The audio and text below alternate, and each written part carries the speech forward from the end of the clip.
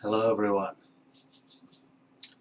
Um, I'll try and introduce this in an oblique way. I could give any one of a number of excuses for why I haven't been around much lately. And no matter what excuse I gave, or reason, since there's really nothing to be excused, um, it would not encompass the totality of what has been happening when you couldn't see me. And even if I didn't give an excuse or a reason or whatever, you could quite easily come up with on your own several reasons why I might not have been showing up. The problem is that it is difficult or impossible for one human being to completely convey to another really anything about themselves.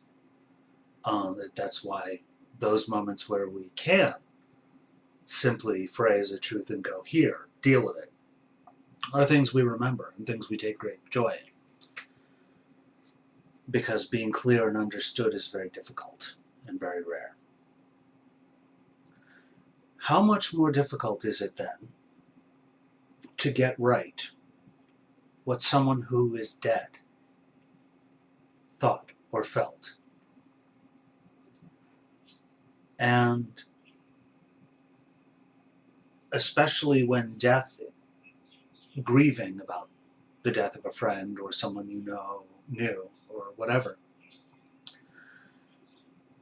is the process of reconciling their loss, their disappearance from your life, with the feeling of them, about them, that you still have, the knowledge of them, the memories of them, the image of them that you still carry around as a part of you every day.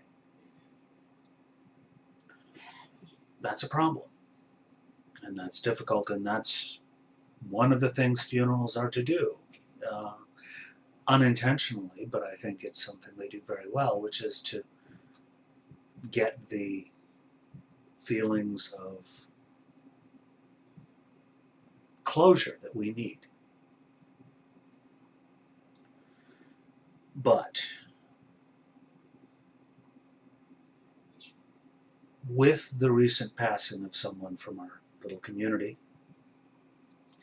I noticed something sometimes positive and joyful, sometimes very dark and bitter, that I notice with every funeral, every passing that I've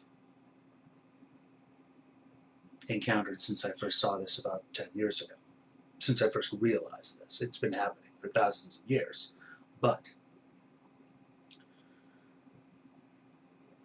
quite often it is very interesting to see who is saying goodbye to a feeling, who is talking about the person they knew, who is reconciling themselves to a loss, and who is taking someone's death as a way to talk about themselves. And in some ways, all of us are doing that because we are reconciling our memory of a person with the new reality, the new and, in many cases, unpleasant fact of their demise. But there is a step beyond that, where from the language the people use goes from I liked him, or he and I were friends, or she and I didn't always get along, to I feel now, or I'm really this way, and he knew that. Or any one of a number of things. Or I told him this and now he's gone. Many of you now know at least two of the people who I'm referring to now. The rest of you don't want to know, because these are a good reason to hold a, hey, let's stab a douchebag in the face week. You know, it's depressing. But do think when you're about to say something publicly about the dead.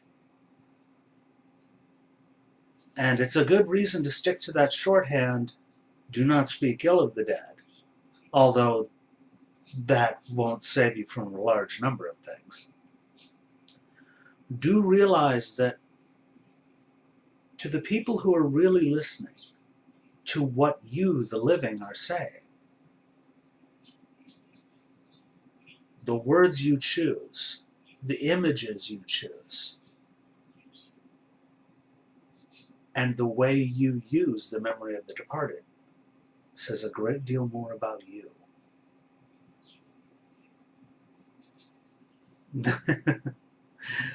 Than I think some of you wish it did.